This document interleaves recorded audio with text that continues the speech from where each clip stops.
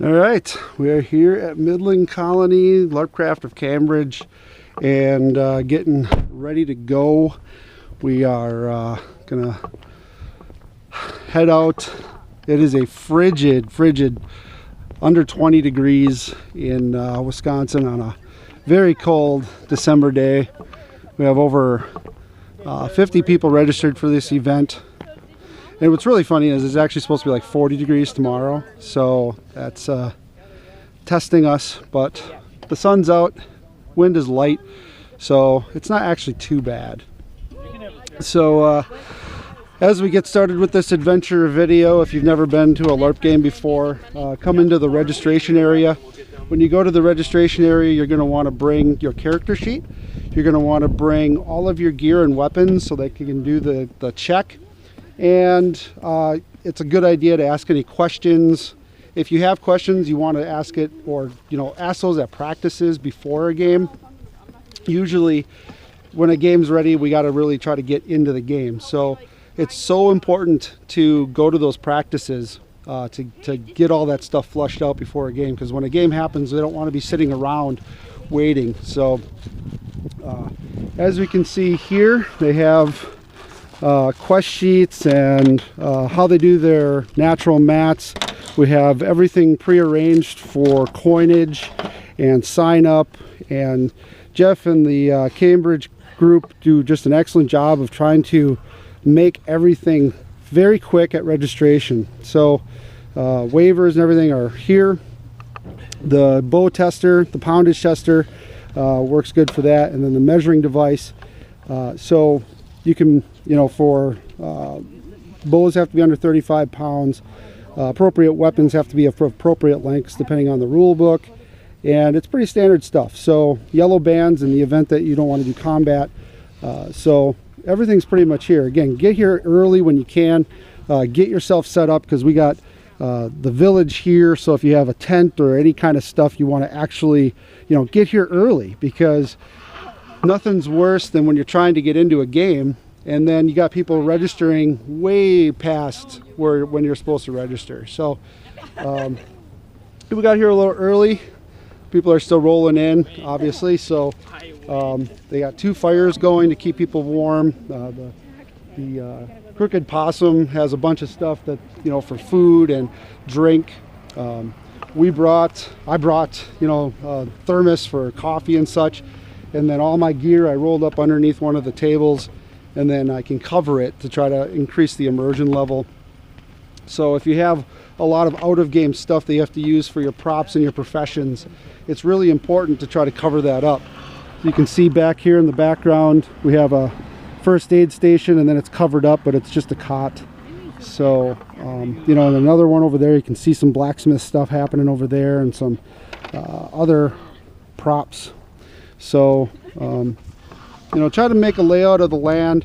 And originally, where we usually do the events down here, it rained so much before this event. Like yesterday, it was, a couple days ago, it was 50 degrees, and it rained like 2 weeks straight. It was terrible. And so it wrecked, there's a lot of trails that were just too soft. So they moved it to the other side of the park. So most of the time we wouldn't have any of this playground equipment or that kind of stuff there, but working with land managers is very important, and keeping locations and land managers happy is of vital importance to Larpcraft hosts. So we're making the best of what we got. It's still a huge park, going to be a lot of fun. They had to change the scenario around a little bit, but they explained it well in the pre-event stuff, so let's get into registration. Okay, so Jared here is doing weapon checks. We brought all of our gear to do weapon checks. So some of the things they look for in weapon checks to make sure the core is not broke, that the tip's not broke, that there's not an excessive amount of flex, that all the foam is in good working order. It's not going to let the core break through. This is a good example, whether you make your own weapons or buy weapons, they're going to check it all the same. Second part of the check is usually involving something to make sure that you know how to use the weapon, especially with ranged weapons and larger weapons. Those are the things that they're going to look for. shields. Again, whether you have a one that you buy or one that you make. He's checking the core to make sure that it's in good shape, that there's enough padding on the sides, and that it can hold up to bashing. So you have this, like I said, there's a couple of different fires going on. You can expect that at a lot of different LARP games if they're allowed. You can see here's a good example of a setup, very much in character. This is Grey Core setup. He's got his stuff set up there. A sign to let people know what he does. Covers all the modern stuff. Very, very nice to do. And then the things, you know, mortar and pistol and things to do his crafting and professions. And now you see on the actual bottles themselves, it'll say what it is. And then on the back, it'll say who made it. So that way it gets back to the character. The stuff that's made for potions and such should actually, you know, you don't want to metagame that. We're just trying to get the bottle back to the owner in case it falls on the trail or something. And you put it on the back side of the label if you can, or hide it somewhere that way. And in the event of a dispute, we can make sure that the character was able to do that actual skill. So that's Grey Core set up here, and then we got another one of the professionary tables here. Lots of blacksmith tools and things here, so it looks like blacksmithing, weaponsmithing maybe. Lots of ore. You see some tiger ore here. So what made you come up with this kind of setup? Well, Owain is a blacksmith. Okay. So found a little anvil here with there was a vise here that was broke off. I think I got it for like $3 at the flea market. You know, just little stuff here and there. And I want to do weaponsmith as well. That's why the leather's up here. Good. Okay. And so you have all your non-character stuff hidden underneath your table. Yep. Looks like you made the table out of like 2x4s and such. Yep. Awesome. 2x4s. So you have some snacks. You have some, you know, a lot of times you'll carry beverages and stuff, and all the stuff. And look at that. Got his rule book printed out real nice. Real awesome. So this is kind of a behind-the-scenes setup of one of the professionary tables. And if you're doing a lot of professions, I mean, you can get really far in LARPcraft as a character and get a reputation, earn tons of money just by doing professions. So a lot of our stuff doesn't have combat, but this is more of a support role for those who do combat. Yep. Yep. So everything in LARPcraft kind of depends on something else. Everything has a counter, everything kind of breaks or wears down, but then everything can also be fixed. So yes. There'll be plenty of fixing today. He's got a bellows, and he's looking to put up some like fake bricks to have a forge here, a fake forge that he can bring anywhere. So yep. How much do you think you spent total on this whole setup? I'd say under $100. So lots of tools, lots of stuff, all under $100. Yep. You know, just each hammer's looks a awesome. couple. Each hammer was probably $2 or $3 at flea markets, rummage sales. The hardest things to find were these things. These are actually real blacksmith kettles. These were the hardest to find. But just over time, I think it's probably took me a year, maybe year and a half. Well, since I started LARPing, year and a half. And then you got plans to keep growing this thing. Keep growing. I would like to have a forge right next to it and another little table in the back. Hopefully put a vise back there. Sure. And then get an apprentice. Nice. What manner of beast is this? He's quite small. What does he eat? What are you doing with that? What are you going to do? Seems very friendly though. Nothing? That's right. No treats in there, unfortunately. Aren't you cold? A little bit. I'm going to be getting some more stuff. No, I'm gonna be getting some more What do you got there? stuff. Oh, mute. So we have a pet. A lot of times they have a lot of story and background, and if you don't have a character that can talk, you're going to have to express other ways of communication, whether it be written or hand gestures. These are really fun LARP characters to get involved with. And again, they might have a backstory on all this stuff. So, nice, nice.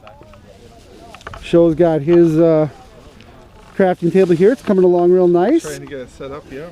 Good job, and his wife, and they're coming down, and so we got some potion bottles, mortar and pistol. Ooh, some nice nice props here with the loot chest and skulls and such. So every character has a story, every shop has a story.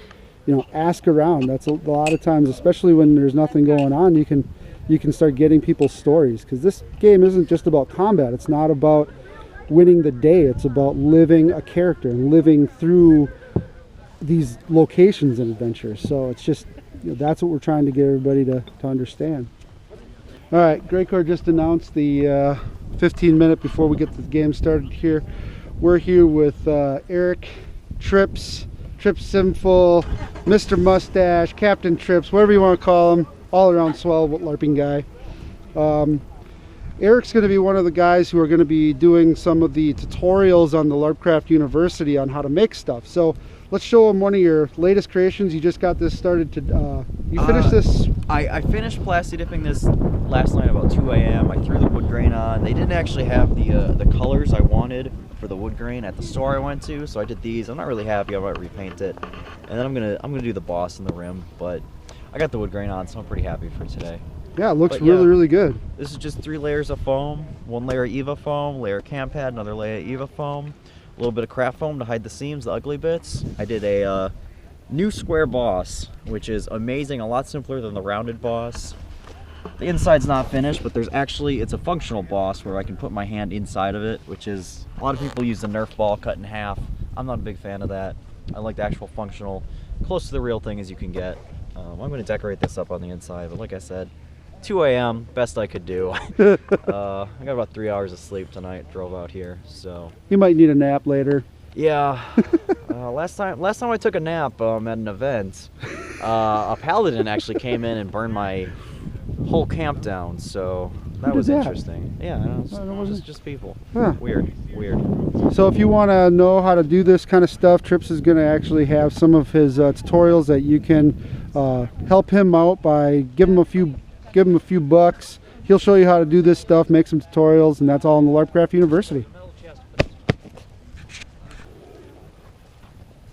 I want to thank all of you for being here today. Yeah. We're going to go for a couple out-of-game things right away that we'll talk about, and then we're going to go right into game mode right away. First and most important, we thank everybody for coming out. Yeah, it's a little bit cold today. We will have fires going, but I guarantee you will create your own fire once you get fighting and doing stuff and moving around. So that will be good. I want to send out a special thanks to all the folks from other colonies who traveled down here, and also a lot of the cross gamers from Deeplight, Last Hope, and other LARP organizations. It's truly about going together, gaming together, and doing the best you can to promote LARP overall. That's just a fantastic thing. So we appreciate everybody coming down. I got to give a special thanks out to Jared, Joanne, Julio, Becky, and their family, basically for really dedicating their lives to what we do and pulling this off for this event. We ran into a glitch with the park system where there was a bunch of damage on the lawn at the other park from a bike group that had rented it. They reseeded everything. We got all the rain, trails were in terrible shape. They asked us if we could move here. It's a great relationship that we have with them, and we didn't want to do anything to jeopardize that. So that's why we're at this outpost today. So hats off to those guys, because you know, we pulled this whole new idea together for this event in a matter of a couple days, you know, getting everything tweaked out. The one thing for the game today, you'll only be out on the trails if we issue you assignments. Maybe people are going to be gathering wood. Maybe some groups will be going out scouting for reagents, doing scouting missions to meet some of our objectives of the camp here.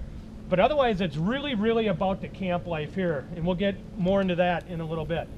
From a safety aspect, we got to make sure there's no head, throat, groin shots, no ducking in on shots. With your weapons, it's colder out today. Your weapons are going to feel a little bit harder and hit a little bit harder. So make sure we're going with that medium contact and pulling our hits. Be aware of your footing. Yeah, we got a frozen ground, going to be a little bit harder, but as we get a little bit of sunlight on there, it'll get damp. Going to have a little bit of slip hazard there. Physical location of this park in the event of emergency is Camrock Park 1 in Cambridge. but it's 68 County Highway B. We got a lot of folks that are here with our county that are also first aid CPR certified, but in event of emergency, it's always immediate 911 call right away. I don't think we have any yellow banded folks because they didn't show up. So, oh, yep, we got one over here. So we do have one yellow banded player. No contact with that player as far as fighting or anything like that. Let's see here. Take it easy on the NPCs. If they don't go down, it doesn't mean hit harder and keep hitting them harder. Remember, medium contact. Okay, everyone gather around. Trying to do another one. I have known most of you for many years. I look around and I see faces who were once little boys and little girls. I look around now and see faces of men and women who are battle scarred and who are forced to grow up way too soon. All of that saddens me. Many of you may not make it back home, back to Midland, or back to your loved ones, wherever that may be. We have set up this outpost in hopes of saving Midland. It is our only chance. Each of you must find the drive in your hearts to protect what we love, and that is Midland. I ask that each of you train hard and fight for Midland on this day. As I mentioned, SWIG is here and is going to be doing some organized training. We'll go ahead and we'll divide you up into two different groups. I will take one group, SWIG will take another, and then we'll switch folks around. Game on! How many shields do we have? Anyone with shields will be with SWIG. All right, so we got a How many shield. two-handed weapon users do we got? Anybody with two-handed will be with SWIG as well. Any dual wielders? Dual wielder with SWIG.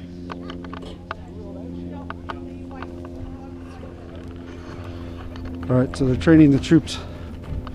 We're gonna gear up, armor up, get into it.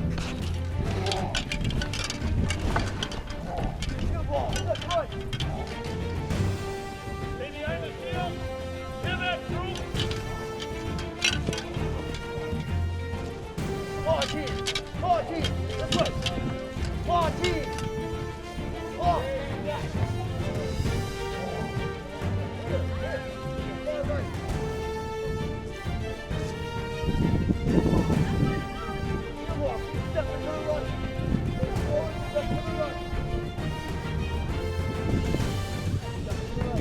Shield one, form up tighter. Group one. Group one, form tighter behind us. Into camp! Group one! Group one!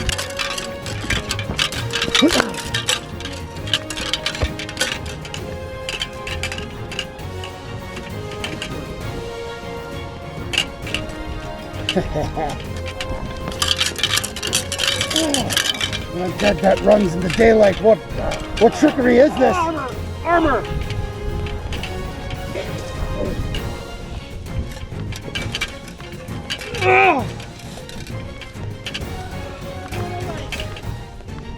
Get this corpse out of here!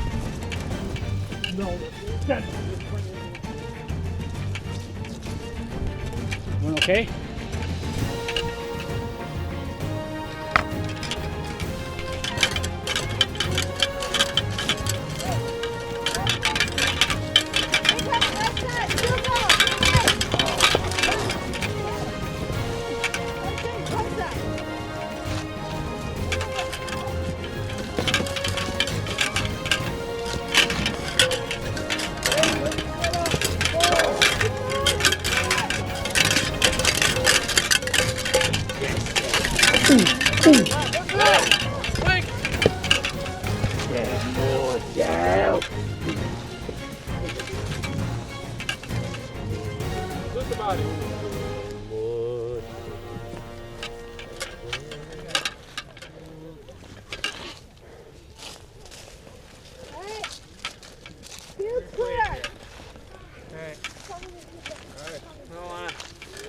Jaeger corpse is over in there. Pile them up over there. Alright, I got this one. Someone come here. You come in and look at this one. That's awesome, dude. That's wicked. That's a good idea. It kind of works. Kinda. Good job, good job. Yay! Are you still alive? Yes. Success then! Very much so. Except you. Look. Still undead then? Look. I guess success for undead. Give me more.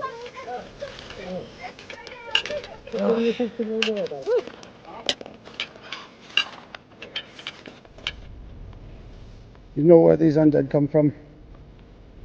I do not. There have been some that come from that direction. There's now been a group from that direction. We're also actively watching that side, though I've not seen any yet. I believe they come to take the flag of Midland. No one has gone beyond the trail to see where these undead come from. Do we have any fast scouts? Perhaps I should talk to them. Consult with Greycar. Very well. They're going down the trails, scouting to find the undead. I have applied spell blockers many times as Tay has allowed me to do so. I fear these undead attacks are going to get increasingly stronger. If we've learned anything from Deeplight and Aladon and Gandalar, the undead seem to send out their weakest scouts first. We shall see. The one that fell off of Michelson and Jeffrey. See, friends, this is why you put your character name on things. Yes. So you don't lose your preps. I went over there and I'm like, oh. I know who this is. More undead come.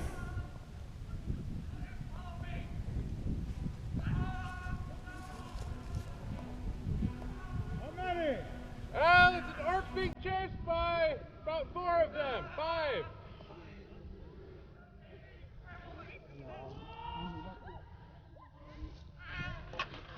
5 chasing an orc.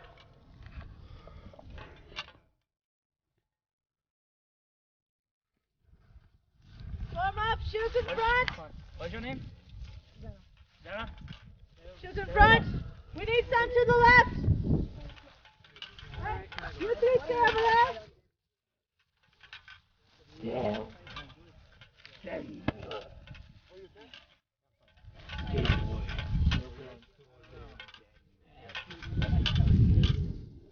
One of you go over there! The other one stay over here! Shield, form up! Watch out, Cracker!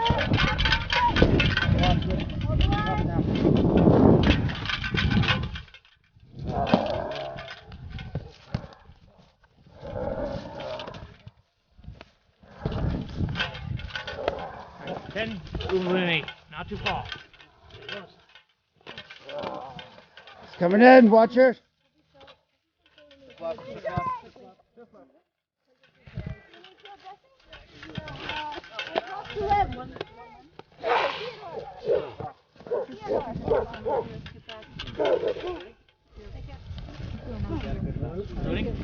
Thank you very much. All right, so